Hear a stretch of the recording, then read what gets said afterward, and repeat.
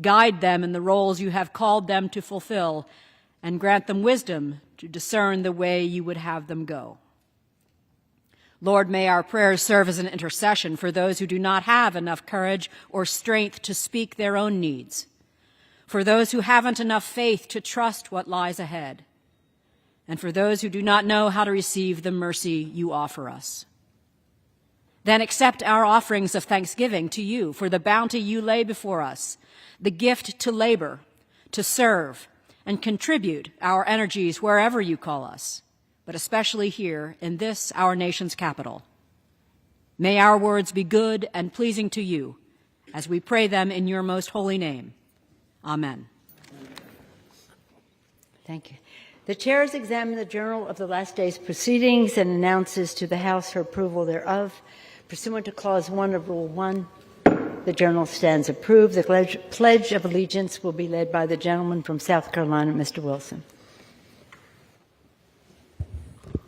Everyone, including our guests in the gallery, please join in. I pledge allegiance to the flag of the United States of America and to the republic for which it stands, one nation, under God, indivisible, with liberty and justice for all. The chair will entertain up to 15 requests for 1-minute speeches on each side of the aisle.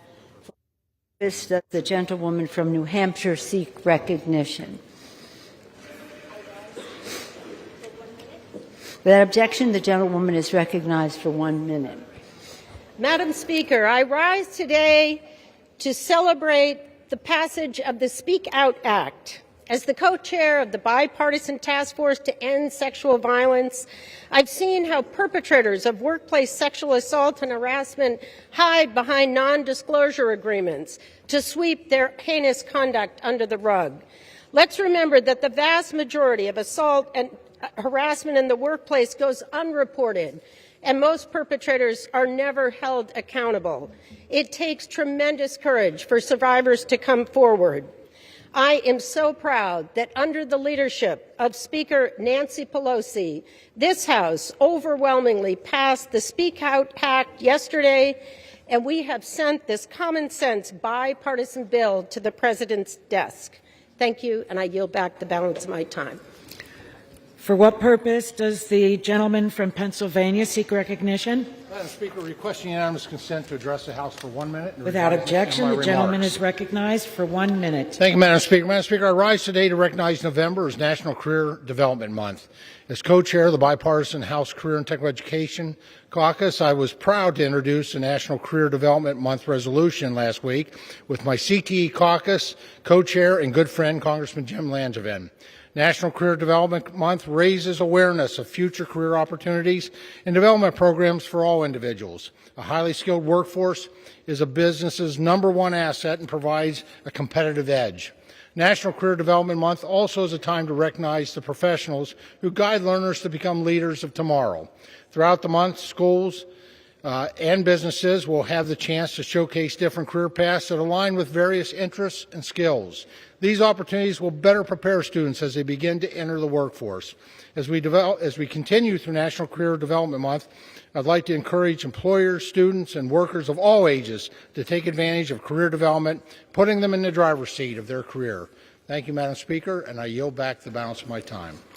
And for what purpose does the gentleman from California seek recognition? Madam Speaker, I ask unanimous consent to address the House for 1 minute and to revise and extend my remarks. Without objection, the gentleman is recognized for 1 minute. Madam Speaker, I rise today in honor of Transgender Awareness Week. Trans Americans made history this year by running and winning in more elections than ever before. Breakthrough representations in media have led to historic numbers of transgender and non-binary characters on screen. In many ways, transgender Americans are more visible than ever. And at the same time, the trans community has been forced to withstand severe attacks. From laws that would strip fundamental rights to dehumanizing vitriol deployed by elected officials and public figures. These attacks treat trans people as threats to society rather than neighbors, parents, children, friends, and loved ones. There are more than 2 million people in the United States that identify as transgender or non-binary. Trans Americans exist in all walks of life, all across the country. This Transgender Week I call on my colleagues to turn awareness into action. And to the trans community, you have allies in Congress. And let it be known that there's been no greater friend of trans people in this country or LGBTQ people than Speaker Nancy Pelosi. And we will not cease to fight, to protect, and advocate for our transgender siblings, not just this week, but all year long. Gentleman's time has expired. For what purpose does the gentleman from South Carolina seek recognition? Madam Speaker, I ask unanimous consent to address the House for 1 minute, revived, and extend my Without remarks. objection, the gentleman is recognized for 1 minute. Thank you, Madam Speaker. I am grateful to recognize the 2022 Army Congressional Fellow, Master Sergeant John Gardner, for his service to the 2nd District of South Carolina. His year-long service with the office is ending, and John will be missed. Not only has he been an indispensable coordinator and contributor to legislative goals, including the National Defense Authorization Act, but a valued team player. Including a combat tour on the front line of infantry medic in Iraq, John has held many leadership assignments throughout his 20-year decorated career in the Army, including most recently in the Defense Attaché Office of the American Embassy in Tashkent, Uzbekistan. John hails from Houston, Texas, has a master's degree from Colorado State, and holds 2 graduate degrees. His next assignment is in the Pentagon, where John will be a valued participant of Peace Through Strength.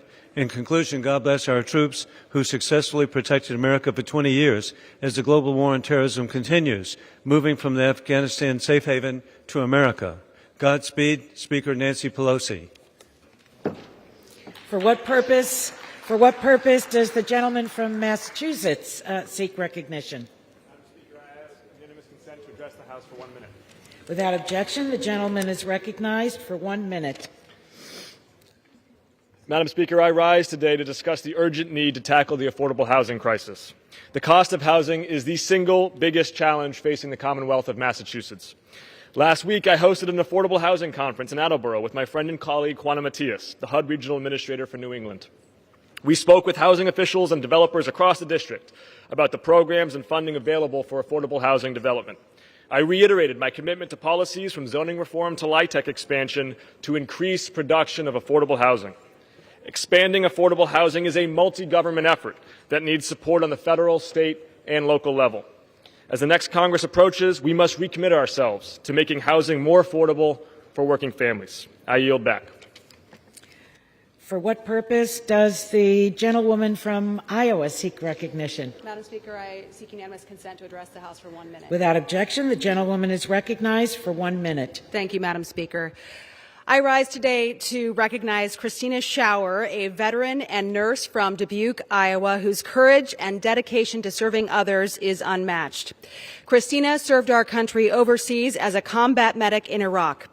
Our veterans face immense challenges when returning home, and unfortunately, our women veterans are often afraid to speak up about their experiences. They may feel invisible or that their service wasn't worthy, and as a result, they may be less likely to seek the care that they have earned. But Christina is working to right this wrong by sharing her own story. She has championed women veteran visibility, empowering her sisters in sacrifice to talk more about their service and seek the health care and the benefits they deserve. So, Christina, thank you for your service and for your commitment to empower women veterans. You are an inspiration to all of us. So I yield back the balance of my time. Thank you, Madam Speaker. For what purpose does the gentleman from Illinois seek recognition? Speaker, I ask unanimous consent to address the House for 1 minute and revise and extend. Without objection, the gentleman is recognized for 1 minute. Madam Speaker, I rise today to honor the life of my friend Karen Sutton, who recently passed away after a long, hard fight with cancer. Karen spent much of her life in Springfield and was a valued member of our community, always volunteering and attending events all the way up to a few weeks before she passed. After a long and successful career in data processing, Karen retired from the Illinois Department of Health in 2002. Karen spent much of her time in the bowling alley, playing in multiple leagues and eventually becoming the league secretary. Karen also enjoyed traveling to national Mustang shows where she won many awards. These shows, put on by the Mustang Club of America, allowed Karen to connect with a community of drivers from all over the nation whom she greatly valued. She was also praised for her hard work in helping the judging secretaries during these fun yet competitive events. I'm grateful to have known Karen and her husband Carol for many years, and I'm thankful for all of her work to make our community a better place to live. Karen is survived by her husband Carol, daughter Julie, and son Brent. My condolences to the entire Sutton family during this difficult time. Karen, may you rest in peace. Yield back. For what purpose does the gentleman from Mississippi seek recognition? Madam Speaker, I ask unanimous consent to address the House floor for 1 minute and to advise and extend my remarks. Without objection, the gentleman is recognized for 1 minute. Thank you. Madam Speaker, I rise today to honor the 100-year anniversary of the Mississippi Farm Bureau Federation. Mississippi Farm Bureau is the largest agricultural organization in the state and represents the social and economic interests of farmers, ranchers, and rural communities. Its statewide grassroots structure allows it to be an effective organization representing and promoting 17 commodities in Mississippi. The organization is a valuable resource on issues of importance to our farm families, and it works with federal and state lawmakers to advocate for these priorities. I look forward to continuing to work with Mississippi Farm Bureau on important agriculture issues in the future. May God bless our farmers, and may God continue to bless Mississippi Farm Bureau. Thank you, and I yield back. For what purpose does the gentleman from California seek recognition? Seeking unanimous consent to address the House for a minute. Revise the state remarks. Without objection, the gentleman is recognized for 1 minute. Thank you, Madam Speaker. As I watch my home state of California go down in flames, literally, as we watch how we're running out of electricity, we're running out of water, our store shelves are having less and less food varieties available, our farmers being pushed out of business, our farm workers being pushed out of business, as we see all these things happen with mandates coming down the pike, requiring more and more electricity has to be renewable. What is the answer in California? Let's tear down some hydroelectric dams in my district and Mr. Bentz's district. Let's tear them down. We're going to lose green power. We go do it over the objections of the people that live there and have objected by over 70% to the removal of these dams, all for an unproven environmental benefit. So enjoy that even less electricity. Enjoy even less food grown in my district and Mr. Bentz's district. Enjoy even more of the crisis that is facing us in rural California, rural America, and on our store shelves and in our electrical wires, due to even more unfounded environmental rules being forced upon us to tear out perfectly good hydroelectric dams. Thanks one hell of a lot. For what purpose does the gentleman from from North Carolina seek recognition? I ask unanimous consent to address the House, Madam Speaker. Without objection, the gentlewoman is recognized for 1 minute. Thank you, Madam Speaker. Madam Speaker, I rise to recognize Randy Whittington, Gary Foster, Angela Rogers, and Joey Haney of the Retail Solutions Group in Wilkesboro, North Carolina. I was proud to join them recently at a ribbon-cutting ceremony for their 4th and largest warehouse. In the last few years, Retail Solutions Group has grown from fewer than 8 employees to now over 200. This is a magnificent accomplishment.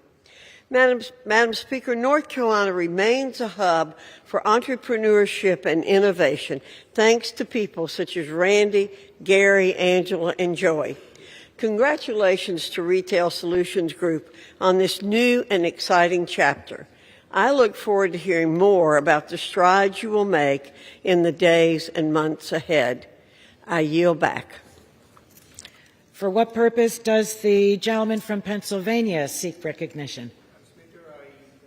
Request unanimous consent to address the House for 1 minute. Without objection, the gentleman is recognized for 1 minute.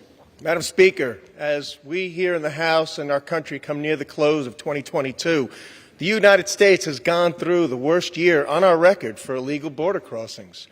Meanwhile, we have a Homeland Security Secretary that tells us regularly that the border is secure.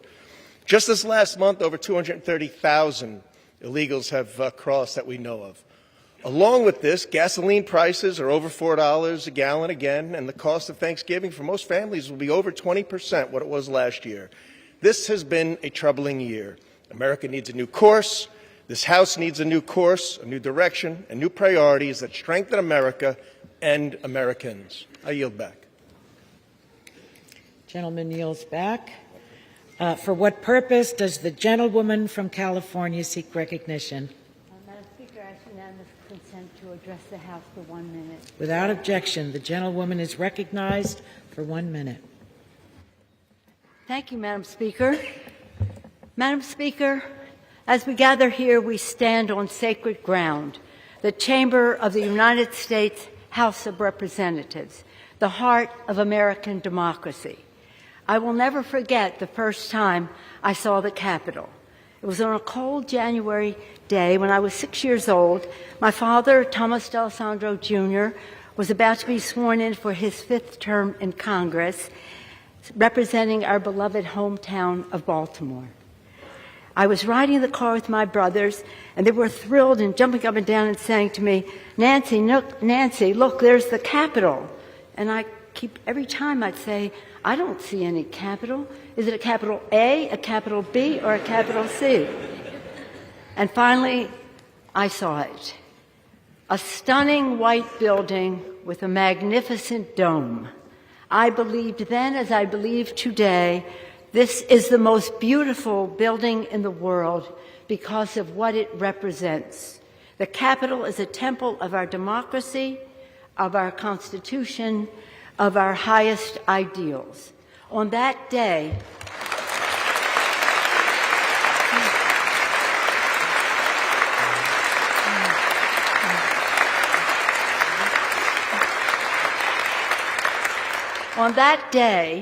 I stood with my father on this floor as he took a sacred oath to support and defend the Constitution of the United States against all enemies, foreign and domestic. All of us who have served in this House have taken the hallowed oath of office, and it is the oath that stitches us together in a long and storied heritage. Colleagues who served before us are all our colleagues. Colleagues like Abraham Lincoln, Daniel Webster, Shirley Chisholm, Patsy Mink, and our beloved John Lewis. Personally, it binds me as a colleague to my father, a proud New Deal congressman and one of the earliest Italian Americans to serve in the Congress. And this is an oath we are duty-bound to keep, and it links us with the highest aspirations of the ages. In this room, our colleagues across history have abolished slavery, granted women the right to vote, established Social Security and Medicare, offered a hand to the weak, care to the sick, education to the young, and hope to the many. Indeed, it is here, under the gaze of our patriarch, George Washington, in the People's House, that we have done the people's work. My colleagues, I stand before you as Speaker of the House, as a wife, a mother, a grandmother, a devout Catholic, a proud Democrat, and a patriotic American, a citizen of the greatest republic in the history of the world.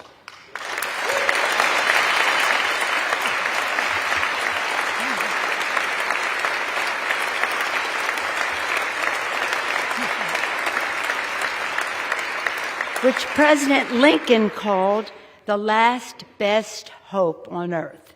Indeed, in the words attributed to another of our colleagues, the legendary Daniel Webster, he said, "Hold on, my friends, to the Constitution of your country and the government established under it. Miracles do not cluster.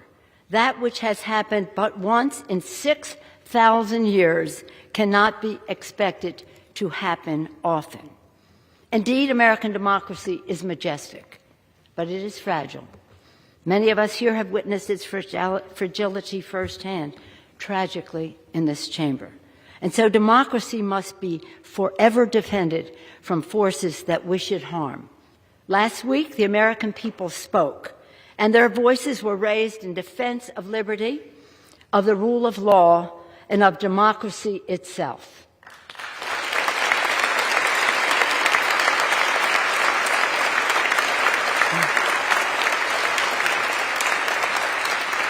With these elections, the people stood in the breach and repelled the assault on democracy. They resoundingly rejected violence and insurrection, and in doing so, gave proof through the night that our flag was still there.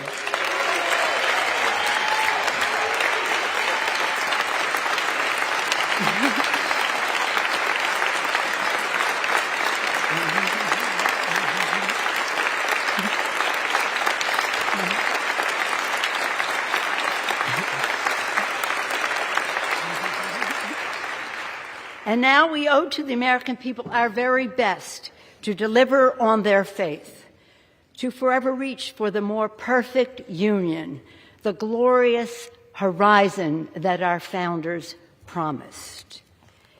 The questions before this Congress and in this moment are urgent. Questions about the ideals that this House is charged by the Constitution to preserve and protect. Establish justice, ensure domestic tranquility, provide for the common defense, promote the general welfare, and secure the blessings of liberty to ourselves and our posterity. Our posterity, our children. Babies born today will live into the next century, and our decisions will determine their future for generations to come. While we will have our disagreements on policy, we must remain fully committed to our shared fundamental mission, to hold strong to our most treasured democratic ideals, to cherish the spark of divinity in each and every one of us, and to always put our country first. In their infinite wisdom, our founders gave us their guidance, e pluribus unum, from many one. They could not have imagined how large our country would become or how different we would be from one another.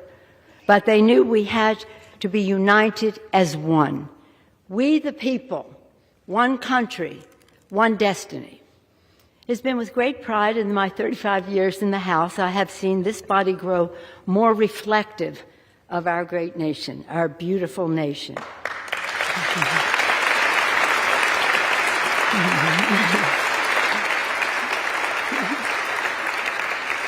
When I came to the Congress in 1987, there were 12 Democratic women. Now there are over 90, and we want more.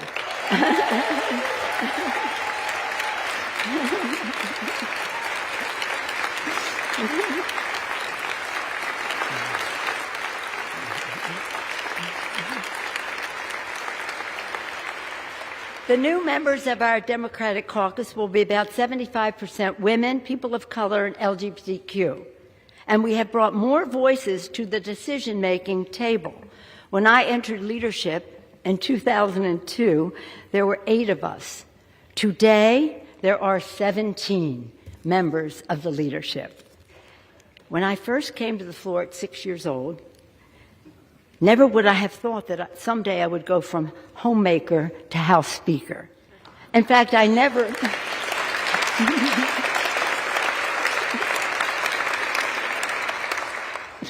intended to run for public office. Mommy and Daddy taught us through their example that public service is a noble calling and that we all have a responsibility to help others. In our family, my brother Tommy then became mayor of Baltimore also.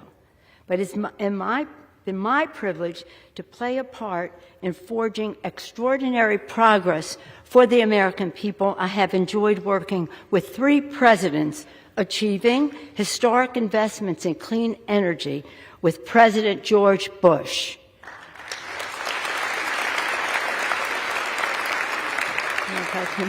Transformative health care reform with President Barack Obama.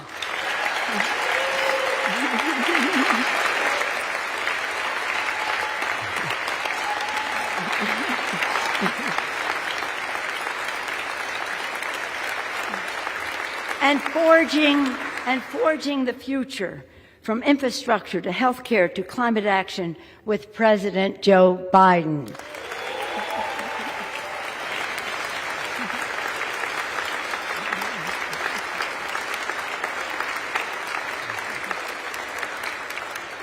Now we must move boldly into the future, grounded by the principles that have propelled us this far and open to fresh possibilities for the future.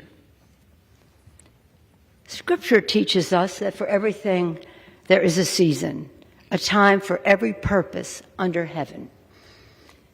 My friends, no matter what title you all, my colleagues, have bestowed upon me, speaker, leader, whip, there is no greater official honor for me than to stand on this floor and to speak for the people of San Francisco. This I will continue to do as a member of the House, speaking for the people of San Francisco, serving the great state of California, and defending our Constitution. And with great confidence in our caucus, I will not seek re-election to Democratic leadership in the next Congress.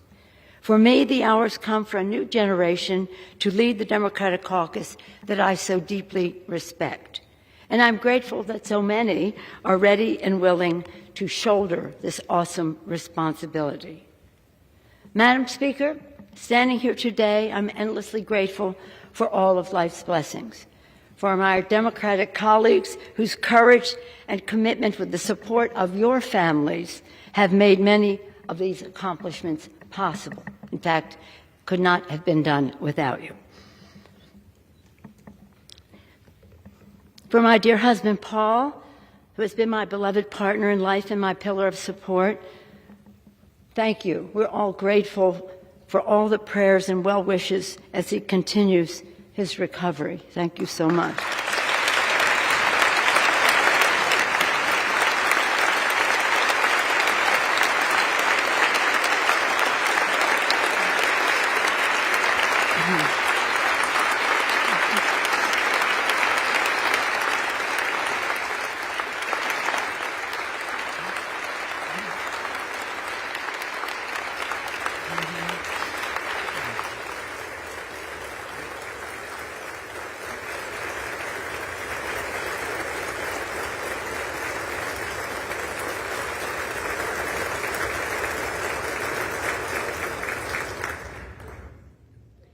For our darling children, Nancy, Corinne, Christine, Jacqueline, Paul, and Alexandra, and our grandchildren, Alexander and Madeline, Liam, Sean, and Ryan, Paul and Thomas, Bella and Octavio, they are the joys of our lives for whom and we are so very, very proud of them and a comfort to us at this time.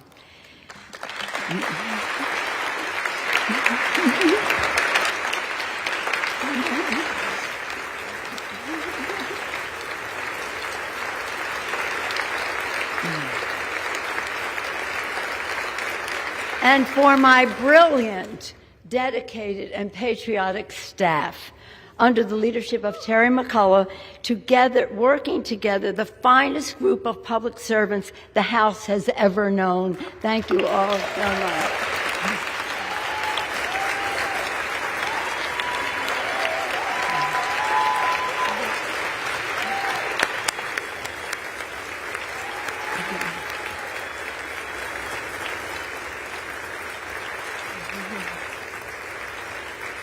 And again, for those who sent me here, for the people of San Francisco, for entrusting me with the high honor of being their voice in Congress. In this continued work, I will strive to honor the call of the patron saint of our city, St. Francis. Lord, make me an instrument of thy peace. In this house, we begin each day with a prayer and a pledge to the flag. And every day, I am in awe of the majestic miracle that is American democracy. As we participate in a hallmark of our republic, the peaceful, orderly transition from one Congress to the next, let us consider the words of, again, President Lincoln, spoken during one of America's darkest hours. He called upon us to come together, to swell the chorus of the Union, when once again touched, as surely they will be, by the better angels of our nature. That again is the task at hand. A new day is dawning on the horizon, and I look forward, always forward, to the unfolding story of our nation, a story of light and love, of patriotism and progress, of many becoming one, and always an unfinished mission to make the dreams of today the reality of tomorrow. Thank you all. May God bless you and your families, and may God continue to bless our veterans and the United States of America. Thank you all so much.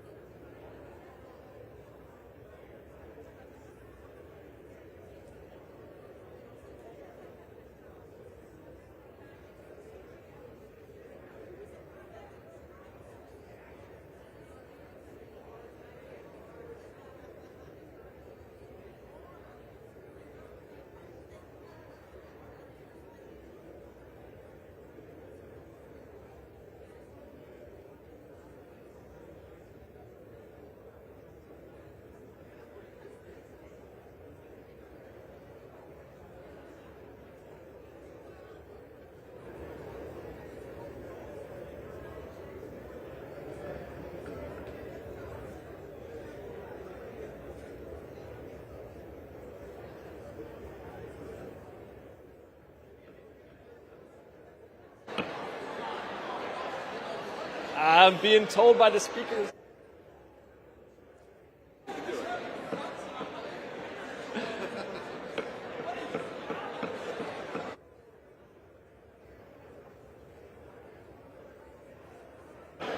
What's the...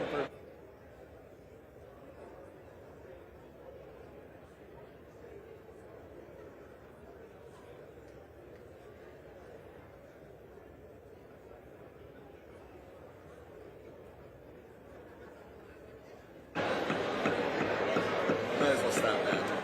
No one can hear that.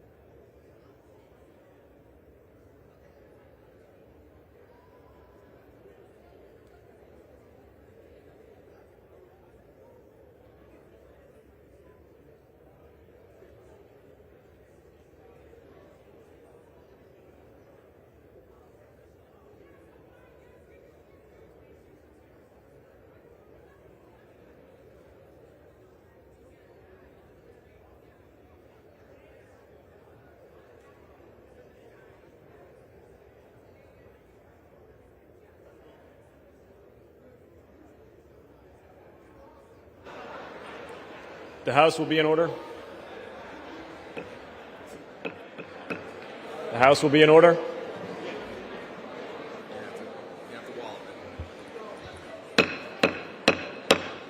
The House will be in order. Well,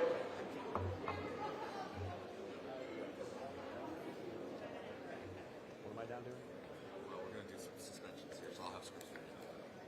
We still have ways to go. The House will be in order.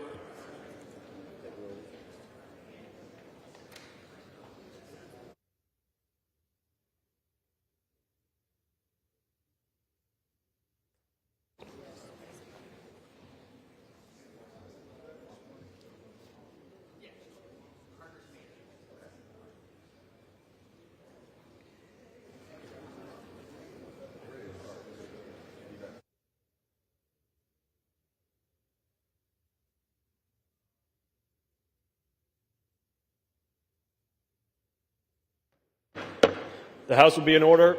Members can take their conversations off the floor. The House will be in order.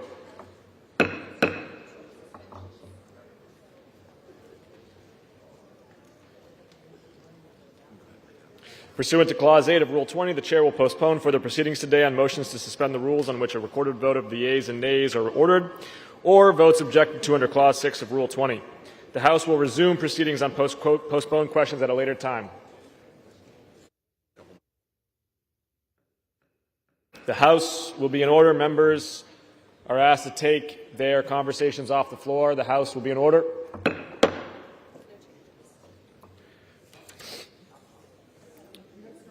For what purpose does the gentleman from Louisiana seek recognition?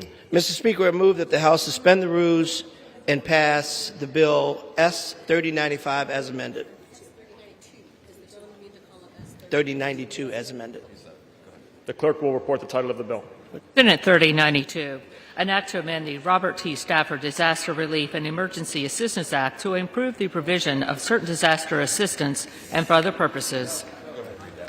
Pursuant to the rule, the gentleman from Louisiana, Mr. Carter, and the gentleman from California, Mr. Lamalfa, each will control 20 minutes. The chair recognizes the gentleman from Louisiana. Mr. Speaker, I ask unanimous consent that all members may have 5 legislative days within which to revise and extend the remarks and include extraneous material on S-3092 as amended. Without objection, so ordered. Madam Speaker, I yield myself as much time as I may consume. Gentleman is recognized for such time as he may consume. I rise in support of S-3092, the Fire Act. This legislation, led by Representative Lofgren and in the House and Senator Padilla in the Senate, is designed to ensure FEMA's preparedness and response efforts address the unique nature of wildfires. The bulk of FEMA's programs are designed to serve the victims of disasters caused by floods and hurricanes. However, climate change has made this threat of wildfire and communities grow each year. FEMA must serve all disaster survivors equally and adapt their programs to meet the challenges of wildfires. This legislation encourages FEMA to pre-deploy assets during times of high risk of fire, evaluate public assistance eligibility post-fire, address equity and of assistance for tribal communities, and require trainings for crisis counselors and caseworkers to ensure that they are equipped to meet the needs of economically disadvantaged survivors. I support this effort and ask my colleagues to do the same. I reserve the balance of my time. Gentleman reserves. The gentleman from California is recognized. Madam Speaker, I yield myself as much time as I may consume. Gentleman is recognized for such time as he may consume. Thank you, Madam Speaker. S-3092, the Fire Act, makes changes to increase congressional oversight, garner further insight into FEMA's process for wildfire disasters, and enact reforms related to disaster assistance. Specifically, this bill directs FEMA to report to Congress on cost-effective housing solutions and challenges or inconsistencies in the application or assistance in the wake of wildfires. The Fire Act also takes the first steps to improve the use of forecasts and weather alerts, such as red flag warnings, within the disaster declaration process, so FEMA can better be prepared earlier to provide wildfire assistance. Lastly, this bill engages the GAO to investigate gaps in FEMA's current wildfire policies and recommend ways to streamline the distribution of assistance to our constituents and the state and local governments facing these fires head-on. I'm glad to be able to work with Senator Padilla and my colleague Zoe Lofgren on this, as California has suffered so much, as the West has the West, with wildfire, including a 1 million-acre fire in my own district last year, and repeated wildfire that has affected so many and displaced so many. So I also want to say that working with FEMA has worked well, but we do need to continue to improve the process, as FEMA has primarily, up until the advent of such large fires, dealt mostly with hurricanes and floods of that nature. So we've all had to adapt until we can actually get better forest management and other tools that will help us prevent fire. And so engaging FEMA, we appreciate them, and we just want to work to have an even better process. So I will reserve the balance of my time. Gentleman reserves the balance of his time. Gentleman from Louisiana is recognized. Madam Speaker, I wish to yield 4 minutes to the illustrious representative from California, Representative Lofgren, the author of this outstanding piece of legislation. Gentlewoman from California is recognized for 4 minutes. Thank you, Madam Speaker. It's no secret that our country is facing increasingly devastating disasters, including wildfires.